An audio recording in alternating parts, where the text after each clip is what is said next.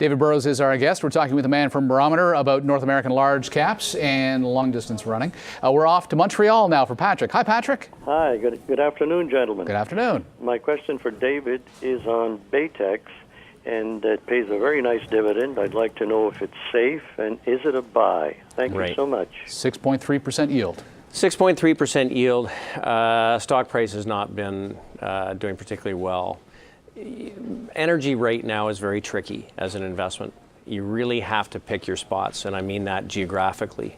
A lot of the Canadian producers are doing fine. Price of oil going forward is a bit of a question mark. It's been the one outlier commodity that's performed better than the rest of commodities. So against commodities, it's been a bit tough. The thing about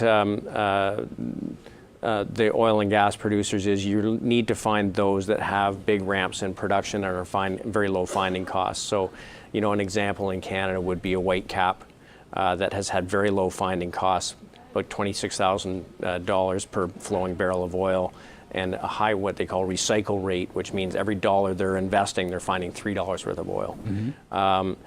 So we're being very picky. We don't think you've got a huge tailwind from energy prices. So we prefer things that are using new technologies and opening up new areas like the Permian Basin in Texas.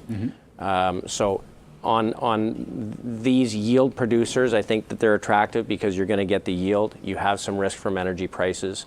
Right now, we have been backing away from them and moving more specifically into the resource growth producers like a Pioneer in the U.S. or Diamondback Energy. And if you looked at the way the share prices are performing, they look very, very different.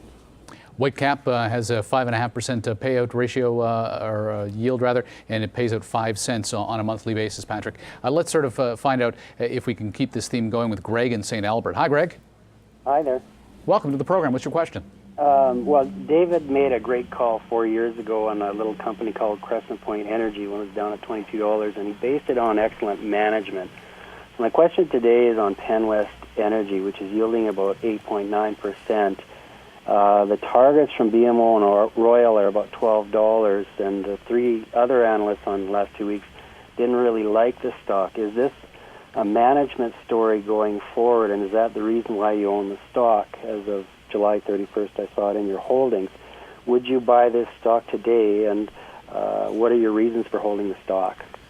So this one is a little bit of a wild card. They have tremendous land holdings, and they just had some validation of the value, the potential value of these land holdings as coming in at close to 3 times the value of the share price.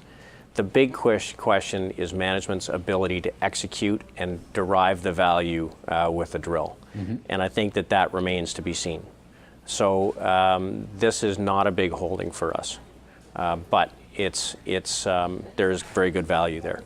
So again, I would, if I had to choose one or two, this is not my top choice.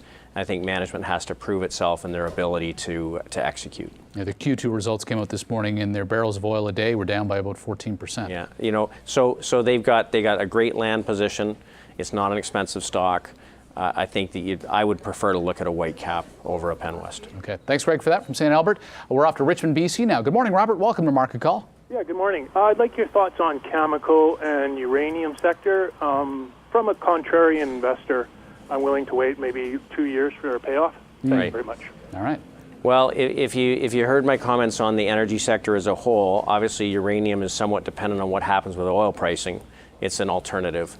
I think right now this is not where I'd be making a bet. If I was making an investment in alternative, I suppose I would consider solar, but you know, really the only way I would do that is through an ETF. There's an ETF TAN, which gives you a basket of solar companies. I think uranium still has got some work to do.